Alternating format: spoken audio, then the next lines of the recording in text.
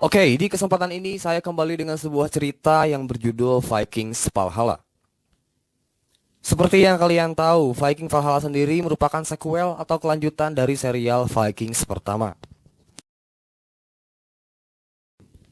Jadi untuk mempermudah pemahaman kalian soal bagaimana jalan cerita Viking Valhalla ini, bisa banget ngikutin rangkuman alur film Viking yang telah kita sediakan di playlist. Baru setelah itu, kita masuk ke pembahasan cerita.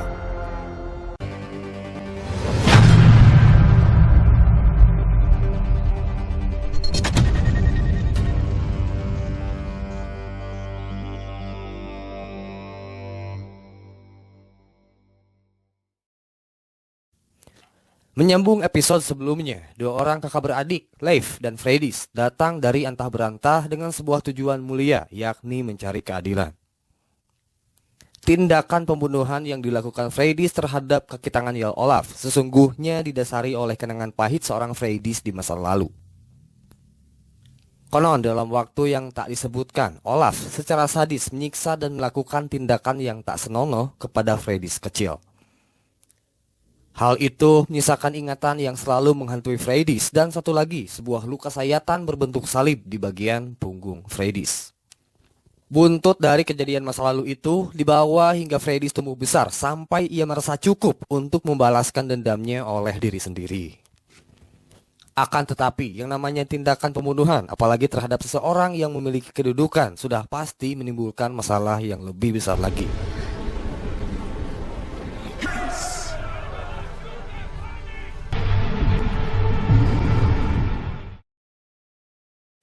Dalam hal ini, Leif berpikir mungkin saja atas tindakan Freydis mereka berdua akan mendapatkan hukuman mati. Meskipun begitu, bagaimanapun nasib mereka berdua ke depannya, Leif tetap merasa bangga kepada sikap yang telah ditunjukkan oleh Freydis.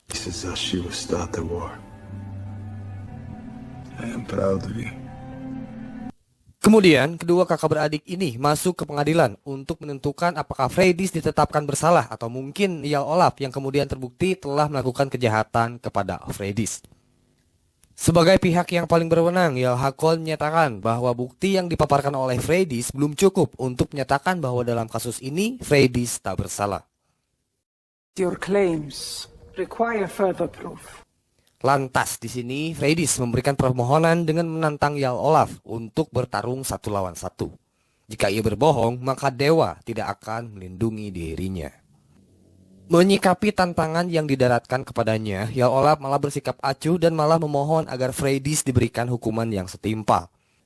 Mengingat orang yang telah dibunuh oleh Freydis merupakan bagian penting dari salah satu pejuang terbaik yang dapat membantu mereka dalam misi invasi ke negara Inggris. Nah, dari sini Harald Sigurdsson mencoba mencari solusi dengan menengahi kasus yang menimpa Freydis. Menurutnya, argumen yang disampaikan oleh Jarl Olaf cukup beralasan. Maka untuk menebus pembunuhan yang telah dilakukan oleh Freydis, Leif, kakak dari Freydis, diwajibkan untuk terlibat ke dalam pertempuran atau invasi ke daratan Inggris. I ransom your sister to... Bukan tanpa alasan, Harald mengakui bahwa Leif merupakan kapten kapal yang cukup hebat. Dengan ini, semua urusan selesai.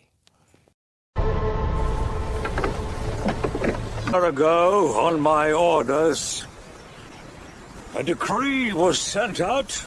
Oke, setelah itu perhatian kita dialihkan kepada pihak yang berlawanan. Pasalnya, kita mulai masuk membahas sudut pandang kerajaan Inggris. Destroying it. And ultimately, we witness the Athelred. Kabar mengenai rencana invasi bangsa Viking ke daratan Inggris rupanya telah sampai di kerajaan Inggris. Tapi sayang, di usianya yang sudah tak muda lagi membuat kondisi kesehatan King Athelred II semakin memburuk. Bersamaan dengan itu, mari kita berkenalan dengan 3 karakter baru yang akan menemani kita selama berada di daratan Inggris. Yang pertama ada istri muda King Athelred yang bernama Emma of Normandia. Dia berasal dari istana Normandia dari Frankia dan memiliki darah Viking. Konon, Emma sendiri adalah cicit atau keturunan langsung dari seorang Viking terkemuka yang bernama Rollo Rodbrok. Yang kedua ada Godwin sebagai kepala penasihat raja. Dan yang terakhir ada Pangeran Edmund, putra dari King Ethelred II yang sekaligus sebagai pewaris tunggal tahta kerajaan Inggris. Dalam situasi yang sudah tak memungkinkan lagi, apalagi dalam rangka menyambut serangan bangsa Viking yang tak akan lama lagi tiba, sang raja hanya bisa menyerahkan semuanya kepada Godwin dan kepada Emma. They are coming. With Godwin's help, I always listen to God. Dengan penuh keyakinan, Emma menegaskan bahwa ia tak sedikit pun memiliki niat untuk bernegosiasi dengan bangsa Viking. Melainkan, ia telah membulatkan tekad untuk memberikan perlawanan. You, a nightmare. Untuk itu, Emma berencana mengirimkan Edmund untuk meminta bantuan ke kerajaan Mercia. But not until after the Vikings have been defeated. He will not help us until we help ourselves. You married a Norman. Sementara Inggris perlahan-lahan tengah membangun kekuatan, armada bangsa Viking yang berkumpul di Kattegat telah bersiap untuk segera memenuhi helatan akbar invasi ke daratan Inggris. Kurang lebih sebanyak 600 kapal terkumpul, termasuk satu kapal yang nantinya akan ditumpangi oleh Harald dan kawan-kawan. Harald menyerahkan seluruh tanggung jawab kepada Leif Erikson untuk menahkodai kapal yang dikatakan sebagai milik ayahnya tersebut. Some good boats. But King Harold of Norway. Kemudian Leif diperkenalkan terlebih dahulu kepada para penumpang kapal yang akan menemaninya selama perjalanan. Salah satunya adalah seorang Earl bernama Yagom. Sebelum berangkat, Leif mengumumkan sebuah aturan yang harus ditaati oleh penumpang kapal. Di antaranya, para penumpang diwajibkan untuk mengamankan persenjataan yang dimiliki oleh masing-masing demi menghindari hal-hal yang tak diinginkan. This is in the barrel. No one rows with a weapon. That is to kill someone else.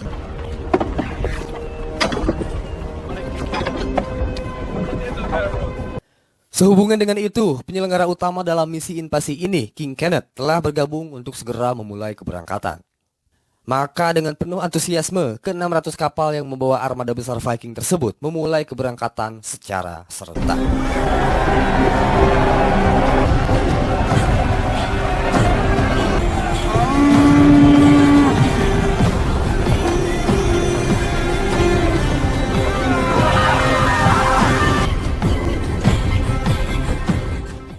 Di tempat yang berbeda, Emma rupanya telah memindahkan operasi militer ke salah satu kota tua di wilayah London.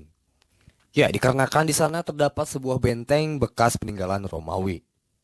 Di luar itu, Godwin dipanggil ke hadapan Emma untuk mendampingi Edmund dalam misi menyampaikan perintah raja kepada pemimpin Mercia. Emma menginstruksikan kepada Edmund untuk mendesak Mercia mengirimkan setidaknya 5.000 pasukan ke kota London. The marshes provide a natural protection. Aid. True animal last month.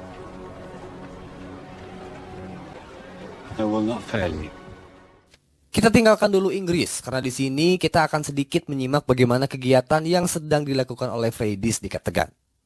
Berhubung saat ini Kattegat telah menjadi pusatnya segala perdagangan, Freydis berkeliling di sekitar pasar ditemani oleh Jarl Hakon. Seorang pedagang menunjukkan sebuah sesembahan yang katanya dapat membawa berkat kepada orang yang ingin kita selamatkan. This is probably taken and later. I'm blessed by the priest. Berkat kebaikan si pedagang itu, Freydis diperbolehkan membanter sesembahan itu dengan kalung yang dimilikinya. Thank you. Oh, have traveled more than most. They did too.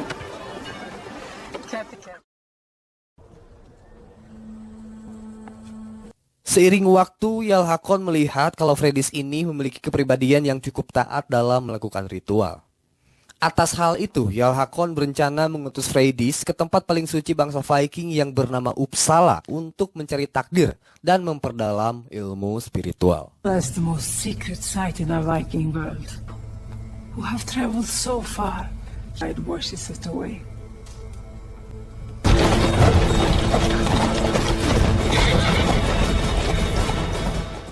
Kita kembali ke daratan Inggris, di mana Edmund dan Godwin langsung disambut oleh pangeran Mercia yang bernama Edric Streona. Edric menunjukkan bahwa dirinya seakan tak bergeming dengan kedatangan bangsa Viking, mengingat ini bukan pertama kalinya bangsa Viking menginvasi negara mereka. blood axe. Kepada Edmund, Edric menyampaikan bahwa ia akan mengirim setidaknya 5.000 pasukan dan 1.000 kuda untuk memperkuat posisi di kota London. Meski begitu, Edric merasa bahwa hal ini merupakan hal yang sia-sia. Karena menurutnya bangsa Viking akan memfokuskan serangan menuju kota dari arah utara, di mana hal itu harus melewati Mercia terlebih dahulu. Knows exactly what he's doing. Plan. And has placed England's future in the hands of...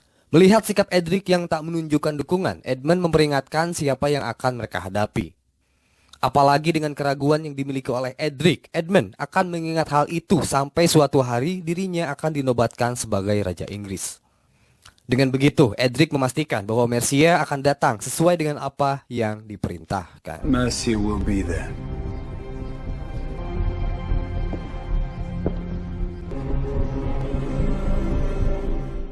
Setelah itu, kita kembali berfokus kepada armada kapal Viking yang kala itu tengah dihadapkan dengan sebuah badai kecil yang baru saja datang menimpa mereka. Leif kemudian menginstruksikan teman-teman untuk bersiaga menghadapi amukan badai. Nah, karena di sana terbagi antara Viking Pagan dan Viking Kristen, salah satu dari Viking Pagan, tepatnya putra Ialgom, memulai perkelahian dengan menjatuhkan seorang Viking Kristen secara sengaja. Tapi di sini keadaan masih terkendali berkat kecekatan seorang Leif yang segera menengahi pertengkaran tersebut.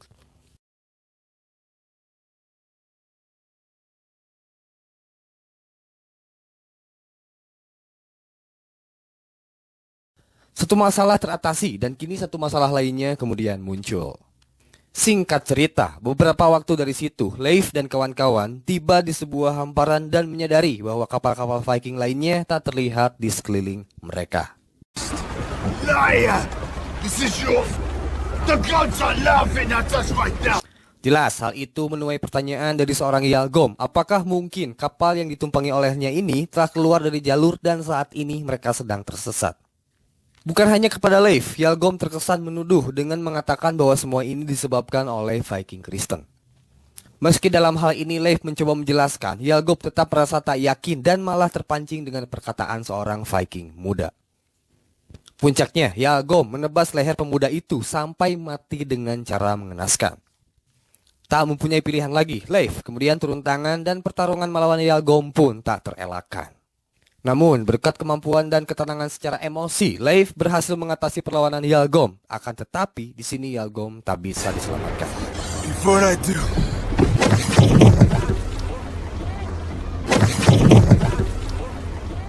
Seraya dengan amarah seorang Leif yang baru saja muncul, tanda-tanda keberadaan sebuah daratan mulai terlihat diawali dengan terlihatnya tebing-tebing di hadapan mereka. Tak berselang lama, kehadiran mereka di sana diikuti oleh armada Viking lainnya yang kemudian mulai bermunculan.